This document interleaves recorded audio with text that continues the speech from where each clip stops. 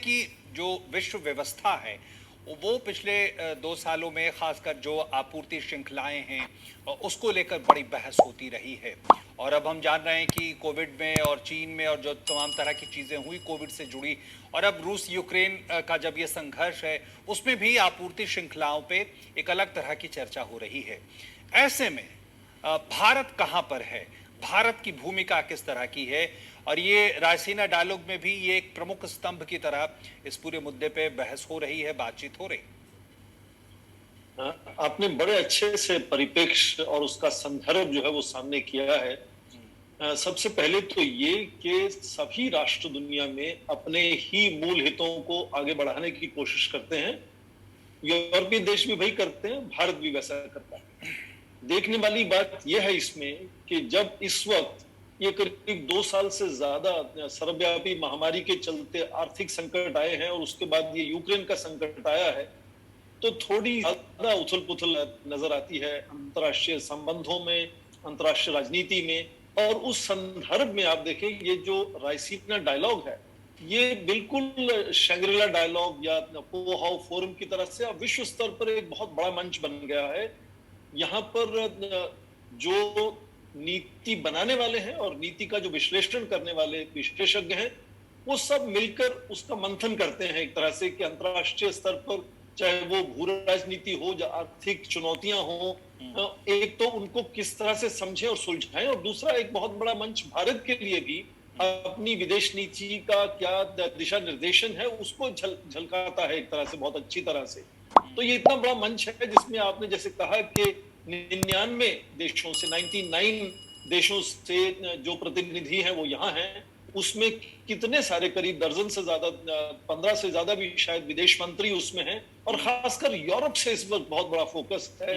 अब देखिए Poland, Lithuania, Slovenia, Portugal, Netherland, Norway, Luxembourg, इन सब के विदेश मंत्री आए हुए हैं। और यूरोपियन यूनियन, यूरोपियन कमीशन के जो अध्यक्ष हैं वो मैडम उर्सुला फोन डर लेयन इसमें चीफ गेस्ट हैं। तो इसका जो अंतर्राष्ट्रीय स्तर पर इस मंच का जो महत्व है वो भारत के मूल हितों को आगे बढ़ाने के लिए बहुत ही एक तरह से सक्षम और सटीक एक तरह से योगदान देने की उम्मीद बनाता है। तालमेल बनेंगे, कुछ तालमेल बने, जैसे आज ही चीफ गेस्ट फोन डर लेयन ने कहा कि एक India EU trade and technology council उन्होंने तैयार की है जो एफटीए की नेगोशिएशंस को आगे बढ़ाने में सहायता देगी। 2005 से चल रही हैं ये नेगोशिएशंस, पर हाल ही में यूएई और ऑस्ट्रेलिया के साथ जिस तरह से भारत ने फ्री ट्रेड एग्रीमेंट किया है, एक नया रुझान लगता है, उत्साह लगता है भारत की नेगोशिएशंस में। मुझे लगता है उसका असर अब सीधा देखें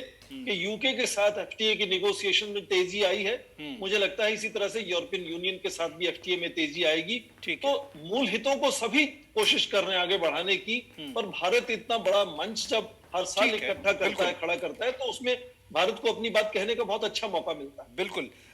डॉक्टर स्वर्ण सिंह, जिस तरह से जब इंडो पैसिफिक की बात होती है, रूल बेस्ड ऑर्डर की बात होती है, भारत की भूमिका की बात होती है, तो क्या हम ऐसा माने कि अगर उर्सुला वेन डोर जब इस बात की तरफ इशारा करती हैं, या फिर हमने कुछ दिनों पहले देखा था बोरिस जॉनसन आए थे, वो भी इस क्षेत्र की बात करते हैं, तो क्या वो चीन के बारे में टिप्पणी कर रहे होते हैं? क्या हम ऐसा समझें? और अगर कर रहे होते हैं चीन को लेकर टिप्पणी, तो चीन को लेकर भारत की अपनी कुछ चिंताएं भी हैं।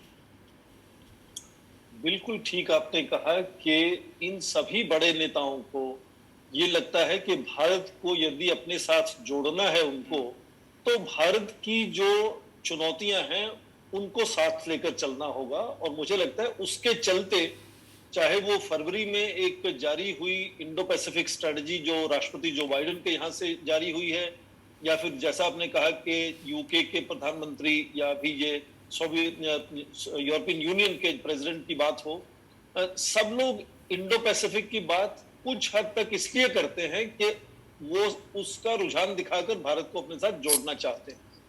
इससे ये साफ हो जाता है कि भारत को अपने साथ जोड़ना उनको कितना आज आवश्यक लग रहा है। अब देखिए, एक तरह से बाढ़ आई हुई है पिछले 6 या 7 सप्ताह से, एक के बाद एक बड़े नेता, चाहे वो विदेश मंत्री चीन के और रूस के हों जहाँ जापान के प्रधानमंत्री, फिर ऑस्ट्रेलिया के प्रधानमंत्री से बात हुई, एक के बाद एक भारत की यात्रा करने की कोशिश में लगे हुए हैं ताकि भारत का रुझान जितनी हद तक वो अपने साथ मिला सके और भारत को ये एक तरह से कोशिश करें कि थोड़ा और कड़ा रुख अपनाए भारत रूस को लेकर। ये लगातार उनकी कोशिश है और मुझे लगता है ये हिंद प्रशांत सागर में चीन उनकी अपनी चुनौती है, केवल भारत की चुनौती नहीं है।